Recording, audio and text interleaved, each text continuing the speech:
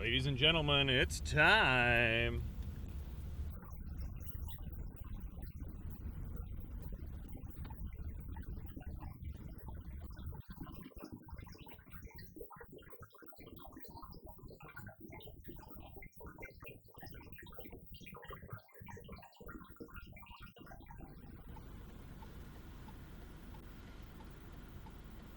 How's it going, everyone? Welcome to Braden in a car after having too much coffee. This is going to be the first public episode. I've decided today is the day we're doing it because we have this wonderful drive ahead of us in fluffy snow. Now you might be asking yourself, Braden, what is Braden in a car after having too much coffee? Well, I would be happy to tell you. It's a spoof off of Comedians in Cars Getting Coffee, obviously with the name. But I am not going to run through this yellow light. This is a podcast video, not exactly a vlog, but more of a video podcast in which I record completely in my car. You will notice that I don't look at you too often, although I do get chances to during red lights. But this entire rig is completely set up in my car. Intro music, the camera switching, all things that I am able to do with my hand here without even looking at it, even smacking the whole rig with my hand while I talk with my hands as well. So, I'm staying safe. Priority number one. But priority number two is to bring you the today's topics of things going on. Now, there's one thing dominating the news cycles right now. We're not going to get into politics. But you know what else is happening a lot right now here at the end of January? Potential scammer phone calls.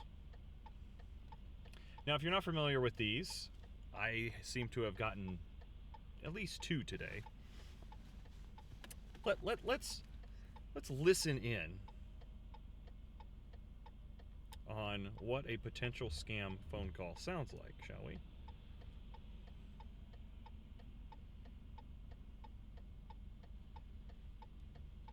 Message.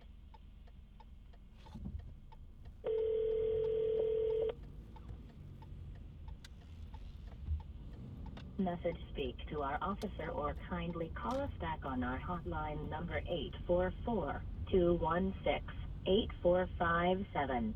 I repeat, that is 844-216-8457. Mark this down as a spam number. 8457. Don't disregard this notice, and do return the call before we begin with the legal proceedings against you. Thank you. There. If you have gotten this voicemail before, please disregard it. Do not feel that there is any sense of urgency. You are being targeted. You are being somehow trying to be fished into this scam of theirs, and what will probably happen is they will get you on the phone.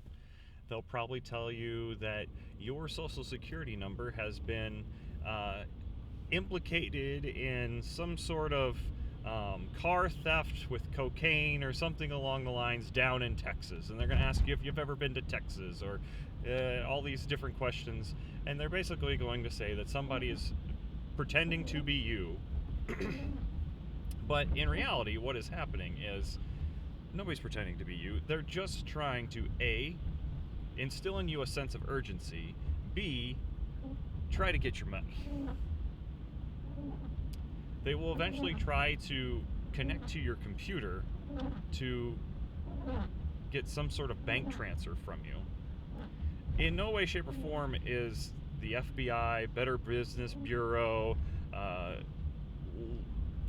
insert state name here, is going to want to connect to your computer to do any type of wire transferring whatsoever. A lot of these scammers use AnyDesk or Go to My PC. Actually, Go to My PC, I think the one is actually called AnyDesk, but there's a few others where they're basically gonna go have you download this free software that they're able to remote into your computer and change things. Now, specifically, what they're going to try to do is block your view of your own computer with these softwares. They tend to have you install older versions of the software that don't prevent this. And while you're connected to your bank, they will edit the HTML code of your bank. Now, what this is doing, it is basically putting on this mask over your bank and making it look like they have transferred money. And normally it's too much money. So nothing is actually being transferred around in your bank. They are literally just changing your web browser to make it a different number on your screen. Nothing's being changed in your bank. But they're making it seem like they just sent you too much money. Now you need to send them money back. Now, could you do this through your bank or immediately? Probably. But no, they will want a different way of getting money back to them. Normally through gift cards, in which they will just ask you for the codes on the back of the gift cards, and magically they will be gotten with their money. Now, that's a fairly pie-in-the-sky demonstration of what's all going on with these scams and everything. I recommend to you, if you ever have the time, to look up the person by the name of Kit Boga. He is a YouTuber, he is a Twitch streamer, but he does these scams. Basically, he calls in purposely to these scams to waste the time of these scammers. But in doing so, he is teaching others about what the scams are, and hopefully just keeping them off the phone with other would-be people that they could scam. So, check him out. Kitboga. Can't recommend him enough. And he does. He spends the time to explain exactly what he's doing, what they're doing. Even if it's, you know, he'll do it several times a day if you sit and listen to his streams in the background. But on to other news. It's snowing, everyone. It is currently 34 degrees outside, and we're on the interstate driving home. Now, this would be a good potential for some black ice spots and slick areas that we could perhaps have accidents. So we will be maintaining a constant look on the road here. But since this is the first episode of Braden in a Car Getting Coffee Going Public, I did just want to say a big thank you to what I call the GW. It's a group of guys that we go on weekends and stuff together. Well, first off, thank you to the GW, but I also have our first caller. 1 second, we have a caller calling in. Hello, you're live on the air with Braden in a Car after having too much coffee. Who's this? Caller, turn up your radio. Caller, are you there? Yes. Caller, you're on the air with Braden in a Car after having too much coffee. How's it going today? I'm fine. I guess you're not buried under a pile of books. I am not buried on a pile of books, but I only have my shelf to blame. Uh-huh. That was the whole point I sent you that text. So, caller, what is your name?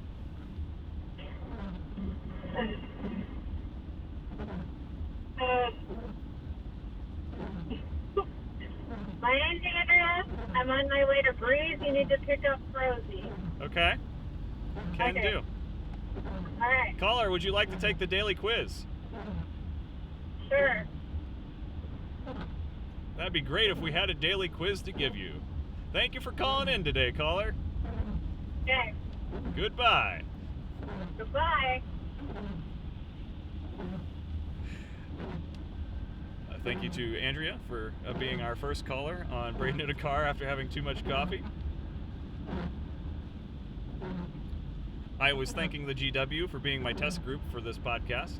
I also want to thank everyone else that has already given me support for saying that they would love to hear some sort of podcast and stuff from me.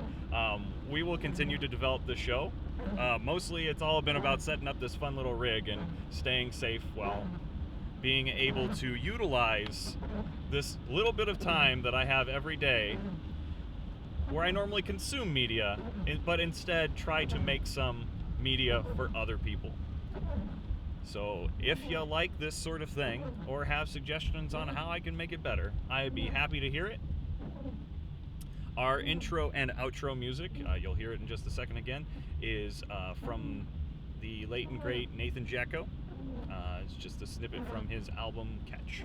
And everything else on here, I don't know what else to say other than we're going to take it safe going home. Might slow down and just go with the flow. And you should too. So everybody out there, have a great day. We will catch you again tomorrow.